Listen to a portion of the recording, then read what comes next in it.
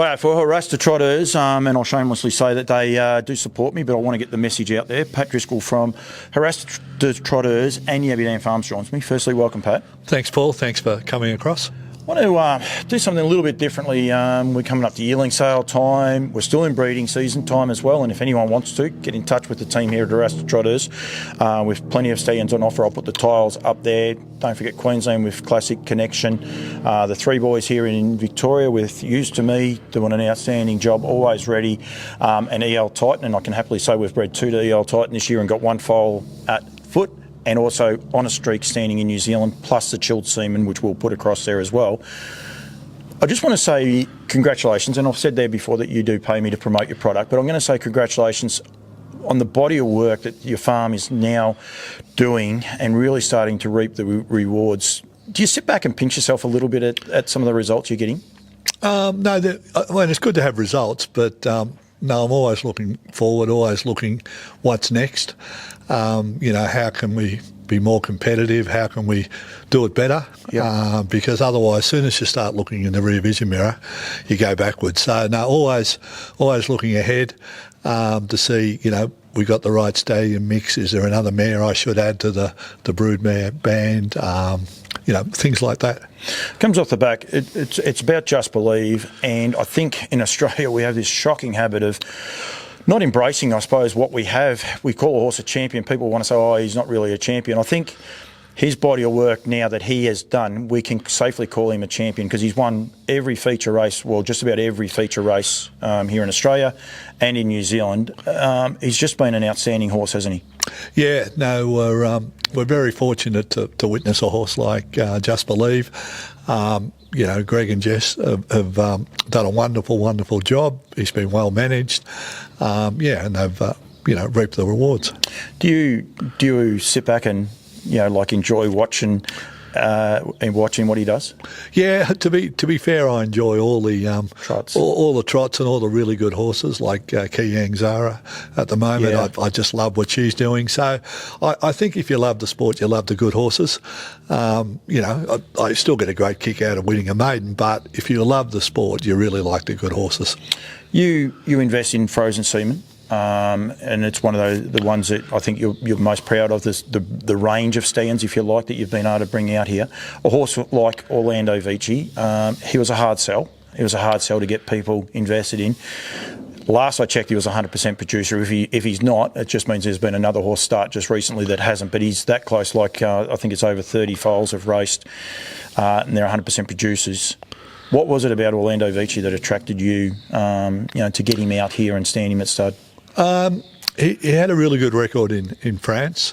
We went to the stud many years ago, and they were quite accommodating and all the rest of it. So I just thought he'd match up well. I liked a little bit of speed. Everyone who knows you probably knows I like a little bit of Speedy Crown in the pedigree if I can. And I thought, talking to the Yves, the stallion owner, that he was mating very well with horses or mares from Scandinavia, and that's usually a pretty good sign that they'll cross well over mares down here. So there's 2 points there I want to touch on. So Speedy Crown. Yeah. The reason for having Speedy Crown in the families? I just like his, where he's positioned, and we're quite fortunate down here in Australia. We have a lot of different bloodlines, a lot of old bloodlines, and we have Speedy Crown quite up close. And I just like, mixing that in, 4x3, 3x4, a couple of 5x5s. So I just find that adds a bit of speed, adds a good gait. Yep. Yeah. Did someone tell you that, or is that just one of those things that, with your passion that you've learnt through, as you've been going along? No, as you just go along, because, we're quite fortunate down here. We as I said, you go to France and they can't experiment, and a lot of the good stud masters there say, I wish we could do what you do. And a lot of people here look at it and say, but, well, there's a mixture of pacing and old trotting lines, it can't be any good. And you get people from overseas go, God, I wish we had the opportunity. And when they kept mentioning that all the time, I thought, why not experiment? So, over the years, you find out what works really well. And, we're quite fortunate in that respect. So no one actually told you, in a way, what it was more when people kept saying to you, I wish we could do, I wish we could do. That's when, take this the right way, the mad scientist, and you said, well, hang on, I can do this, so why don't I? Yeah, and you look at what works in other countries as well. Yeah. You know, and you can do it. You know, you can do it here. And believe it or not, we're very fortunate in Australia because we get a lot of the best bloodlines at a fraction of the cost. So you can actually experiment with some of the best, you know, bloodlines in the world at a fraction of the cost if you're in the Northern Hemisphere. One of the other things you just said to me there before was about the Norwegians, if they cross against the Norwegian horses. The Scandinavian, yeah. So why does that work, and why does that make them then appealing to Australia? Well, Mr. Dubois always said that, you know, the Franco-American was, you know, the way to go. And he's a genius in relation to breeding. And it's pretty easy to look up the results on the internet, see what works, and then you can see, okay, this particular French horse or American horse crosses well with this. And it gives you a good base. So a lot of your frozen semen horses that you bring out, you don't bring them out necessarily because they're number ones and number twos in the French stud book.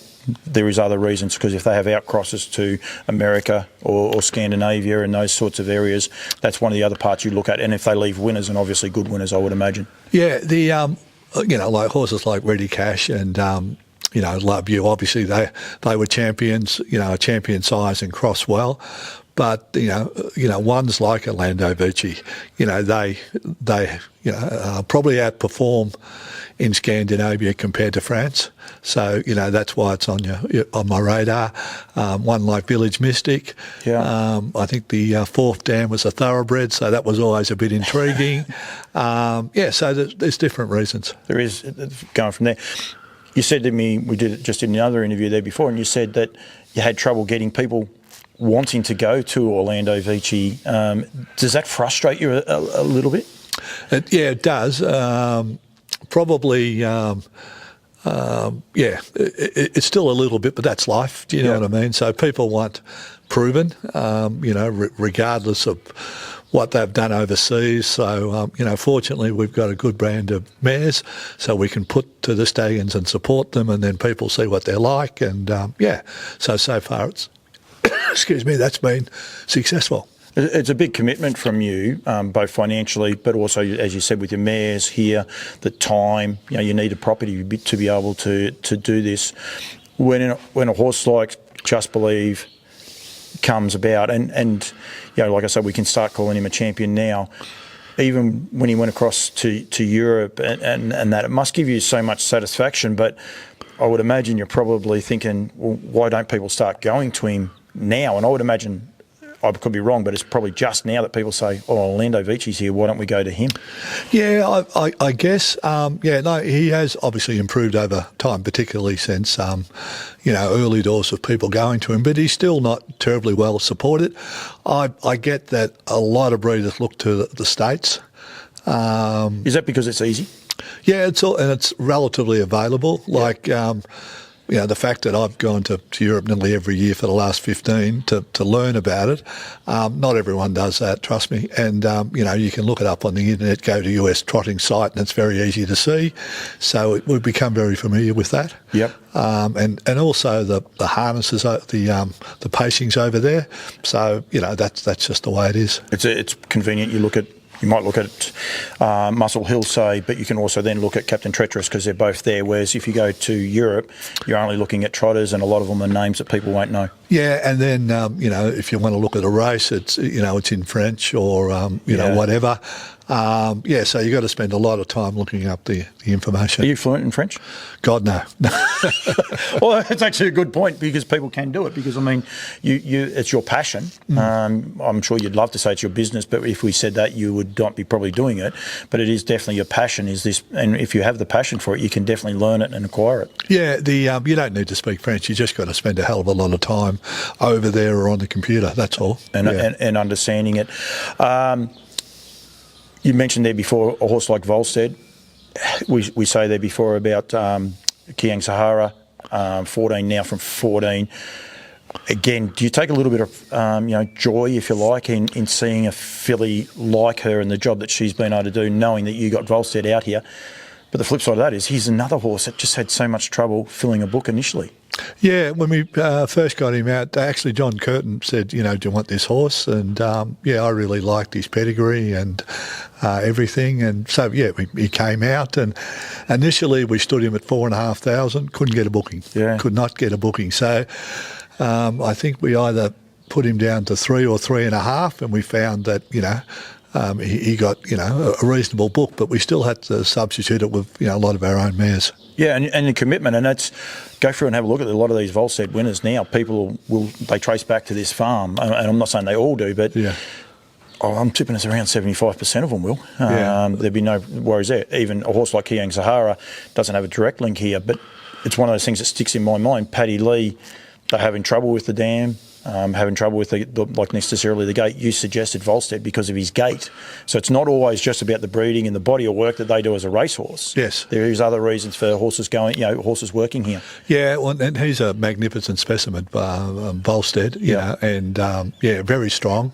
That was one of the things I liked about him, because he's, dam sire is Yankee Glide, and what they call a home stretch horse. Yep. So, it has a good gait, plus he's strong. So it's home stretch horse, in other words, they get home well. Yes, correct. Yeah, like a lot of trotters, don't. Yep. So, I was fortunate. I spent a bit of time with one of the key breeders in Scandinavia, and one of the things he actually said that stuck with me was, there's a number of other horses he called home stretch horses, and he's one of the part of what they call the global brand over there. He runs that, and it just stuck with me. And it's good to have speed, but you don't want a speedy squib. So you've got to try and balance it all up with a nice gait, bit of strength, bit of size. So running a 26 quarter out of the gate doesn't necessarily mean it, but running a 26 quarter home makes a world of difference. Yeah, no, too true. Yeah. It's a similar thing, and with Honest Streak at the minute, and the bloodlines between Volstead and him are so similar. Their stake money's so different, so similar. Sorry, not different. They're so similar with their stake money. I think Honest Streak was a much better 2-year-old. He's a Breeders' Crown winner as a 2-year-old. Like, he had that what probably appeals, if you like, to the Australians. Yeah. Their times, I think there's half a second maybe difference in their best recorded times. He matches so similar to Volstead. He's a unique opportunity, if you like, for a lot of the Australians and Kiwis now to be able to go to. Yeah, I think so. Both come from really solid, good families, really good producing families. I like to see a stallion, that the family that produce, and both stallions, produce, really good horses and lots of them. Yeah. And I think that's, really important. You backed him because, you're selling quite a few. Both at NZB and at Nutrien, you've got well represented with Honest Streak. You guys have supported him as you did with Volstead, so there is that next similar path, if you like. Yeah, and the same for Classic. Yeah. They're running around start to run around this year, and we really like what we're seeing there. Yeah. So quite fortunate to have a stallion of his calibre standing here. We'll go to Classic because I want to try and understand how you select these horses and the rest. So I know he's a Franco-American. So that part in itself. He's a son of Love You, which I know you love You. And anyone that's seen him, I think Chris Venozio, you can't get a bloke talk more glowingly of the stallion himself. But what else attracts you to a horse like Classic? I actually we saw him, we were at Prix d'Amerique a few years ago when he won at Vincennes while we were there with a bunch of other Aussies, and he was actually for sale. And I was that close to buying him, but didn't. Do you know what I mean? So for lots of reasons. So I've always, loved the family. Cryer's Dream was an unbelievable mare in the US. And I just thought he'd make a great stallion. Yeah, and we've got a year. No, there's only a weanling. I forget how this breeding season works, but won't be able to race for another year and a half. But filly at home, the temperament he throws. Ours is out of a tricky mare. She's got a beautiful temperament. This filly. He's got a beautiful temperament. Does that Classic Connection, does that play into your selection process as well? Yeah, it does. If you look at Honest Streak, the Cantabs are not renowned for having a great temperament, whereas he has, Honest Streak has a great temperament because, you want something you can manage. So, it does. Like, that there can be other attributes you look for that might overcome, something that's a little bit on the crazy side. But generally, I prefer to have horses that are, settled, have good conformation. Again, if you look at Call Me the Breeze, has a wonderful temperament. And I think that's, you see so many horses that have ability, but they blow up in the first, 10 starts and you never see them again because they're half crazy. So it is one of the important attributes that I look for. We will touch on Call Me the Breeze at the end of it. He is a beautiful stallion, and I've done a few interviews with Pete. He just stands there. He's quite happy just to do the interview. He knows he's part of it. For mine as a stallion, he's just unbelievable. Classic, the way that he just conducts himself and holds himself all the time, and he's just got something cool about him. And again, it's a shameless plug, but for the Kiwis as well, over there, they can get him via chilled semen, I think, or frozen semen. Frozen semen, yeah. But he's actually eligible for that rich Q-bred bonus scheme as well, which is just an amazing, effort. Plus, if any of the Australians breed to him, he's eligible for it because he stands there in the flesh. They've taken the frozen semen stallions out of that, but he physically stands up there in the flesh. So he ticks a lot of boxes for a lot of Australian breeders and New Zealand breeders, doesn't he, Classic? Yeah, no, correct. And we, it's great that Somerset Farms stand him. We're really wrapped with the job they do, so we're very fortunate. Interestingly, the chose not to send their semen across chill this year. We froze and sent them across, and I offered a $1,000 worth of vet fees, regardless of whether they got Classic, whether they got in foal or not. Surprised, we've had about 2 people take it up. We need more, I think. No, I think it's different. People are lots of times thinking, "Oh God, what's this?" And I was staggered. I put aside a little bit of cash because I thought, "Oh yeah, we'll have a bit of a run on." But the offer's still there. The offer's still there, yeah. And they're watching it, and and get it around because he is a really, really lovely horse, and I'm wrapped. We've got one. There's no problems there. The other horse you just mentioned, EL Titan, he's a cool dude. I want to know what came about with because he won a good racehorse, but he's also already stood in America and he's already had winners. Yeah. So the process about buying or getting this horse here to Australia and how that all came about. Okay, he was standing in New York, and he was owned by a Finnish guy, and most people may or may not know that to succeed in America you need syndicated stallions because people support them, they get the support, then away they go. Whereas, he wasn't syndicated, so even though he got a few of his owners' mares, he didn't get a lot. Yep. So he was standing in New York, and they couldn't be dual eligible at the time. They also had Chapter 7 on the same farm. So a lot of those things made it sort of difficult for him. That said, he... his averages at the sales have been, for the last few years, has been phenomenal. Yeah. We put out a little chart on that. He keeps getting winner after winner. We were just very, very fortunate securing the owner died,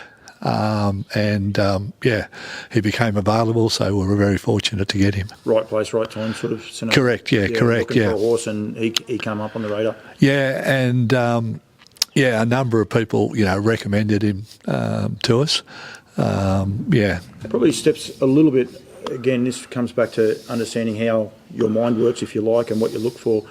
Muscle Hill hasn't been a stallion. He's been a stallion that's been so well patronised here in Australia and New Zealand and works so well, but probably doesn't fit the Pat Driscoll mould, if you like. Has it been a matter of just trying to find the right Muscle Hill stallion? No, as most people might know, I like the French breeding. I bought a lot of French mares.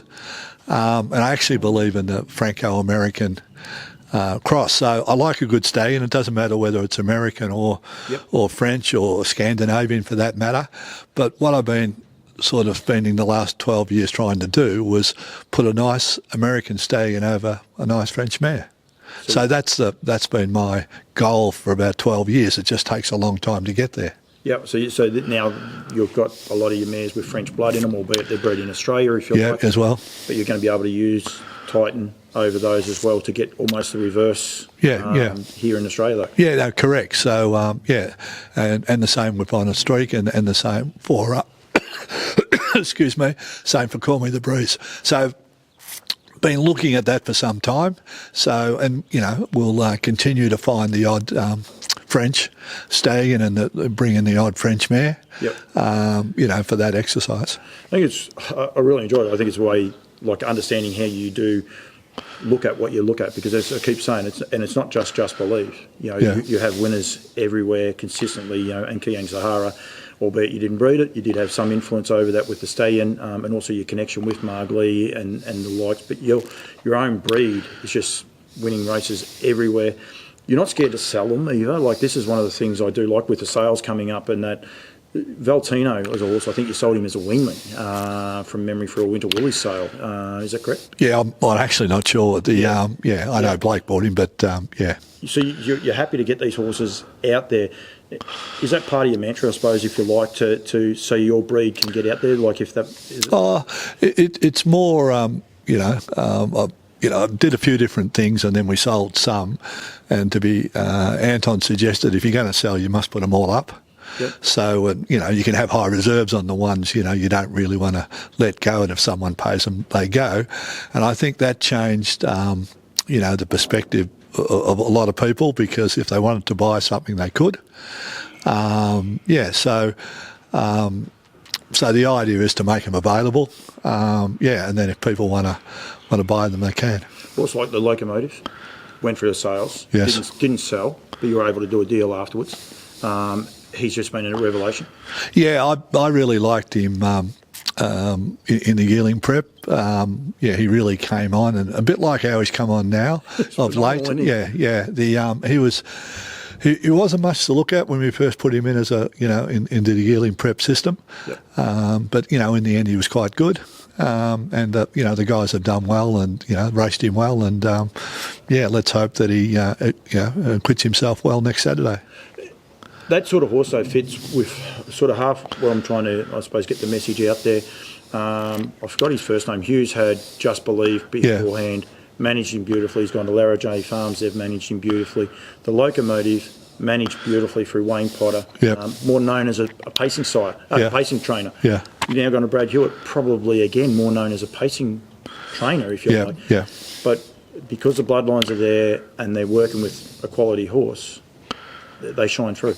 Yeah, correct. And they've all been given the right amount of time, not over raced. Yeah. And it's just it's good to see that they're benefiting. The Locomotive is amazing because he raced in the Nutrient Classic. I think it was in April initially.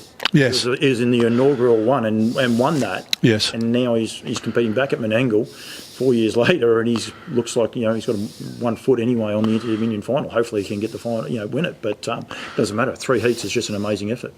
Yeah, and he's a relatively young horse for an Inter-Dominion, so his future's very bright. One other horse I just want to touch on, and you've mentioned him there in a way, and it's about promoting your brand and getting it out there, is Call Me the Breeze. I mean, we could talk about a lot of your mares and fillies along those lines, but he's here for 2 reasons. One, you must be wrapped with what he's been able to do over here already. I would imagine you pinch yourself at the results that you got straight away from this stallion.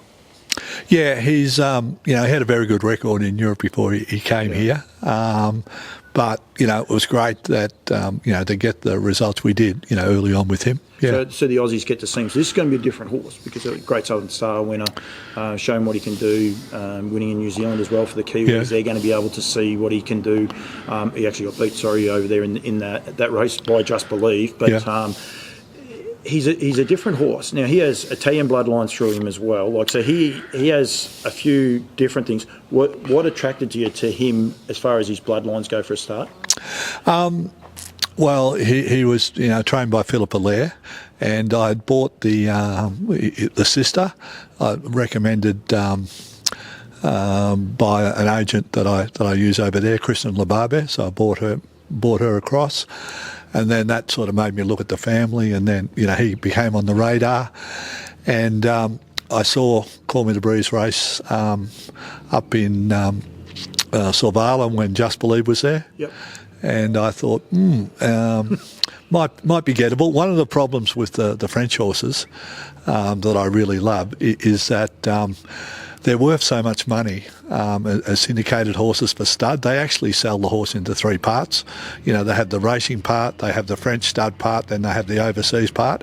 So if you think you want to go and buy a horse that you think might be $1 million, it's $6 million. You're dealing with three syndicates. Yeah, and the racing over there is so strong. So Call Me the Breeze being Italian bred, you know, isn't part of the French system.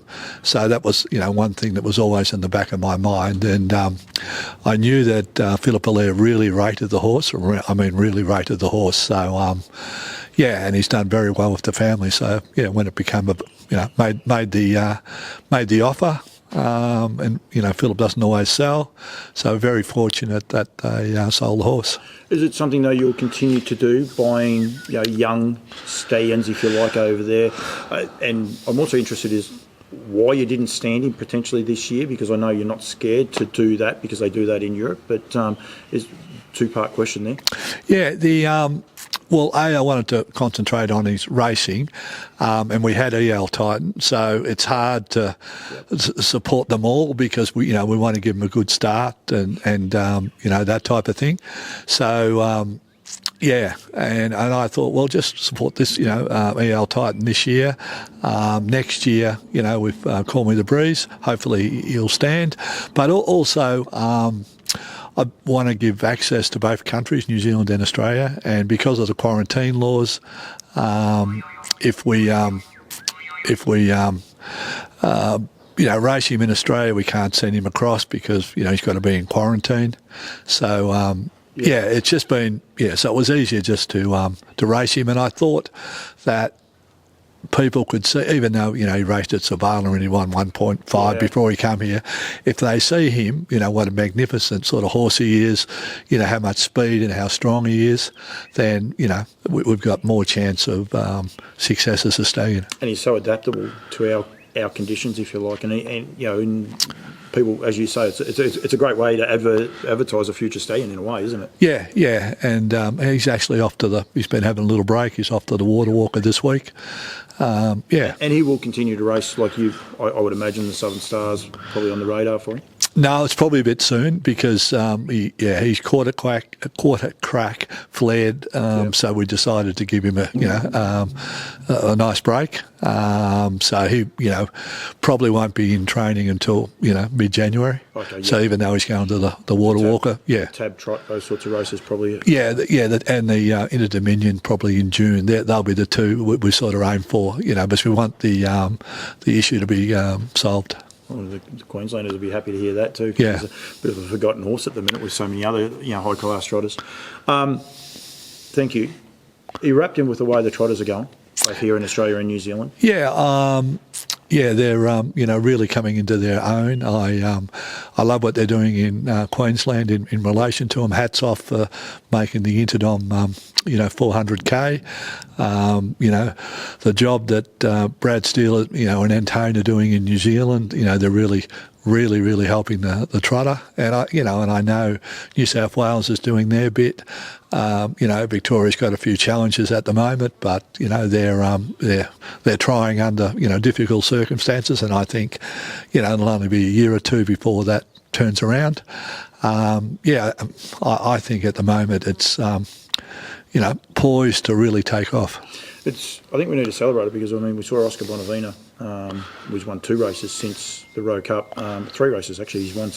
But when you see a horse like Just Believe come along and he hasn't raced in those last couple of races, you sort of think, there'll be a bit of a drop-off, the second best horse can come along and win it. But when there's a horse like Oscar Bonavina and then he's beating a horse called Muscle Mountain over there, here in Australia, we talk about the Locomotive, Queen Alida, these are high-class horses racing everywhere in all these good races. The trotting game is just improving so quickly. Yeah, the breed's getting better and better, and there's a lot of good horses being bred now. So when one sort of drops off or stops, you'll find there's others that can take its place, and there's a lot of really good trotting breeders throughout both countries, and it's great to see that they're it's all heading upwards. very quickly, I'm a bit remiss of me too, because you got Prizzy and Artiste, and it was great to see him win again the other night too. Like, he's just doing an amazing job. Another horse that you bred, more commonly known as Hector, but he's just doing an amazing job as well. And his horse, again, well managed by the guys. He had a little bit of a run of outs. He's missed a couple of years, or almost a year in racing. You know, they've been able to get him back, and he's a live chance in Dominion as well. Yeah, no, they've done an amazing job, and same with Keayang Chucky, which the Lees bought off us a few years ago now. And again, they've given him time, and he's repaying them now with some really, really good performances. So yeah, it's very pleasing when they do that. Pat, thank you. Love having a chat to you. As I keep saying, you do pay me to do it, but I don't care. It's easy enough to do. I won't say that I'll do it if you didn't, because then I know what you do. You just kick me to the touch. It'll be a lot easier that way. But no, I do really enjoy it. I love for our industry what you guys are doing. And I say you guys, I've got no doubt you're the brains behind it. You've got a great team behind you. And the winners that are coming, and how you're improving the trotting breed and the racing product, which is what we need to do. So I think hats off to you. I think you're doing an outstanding job for the industry, and I think it's great.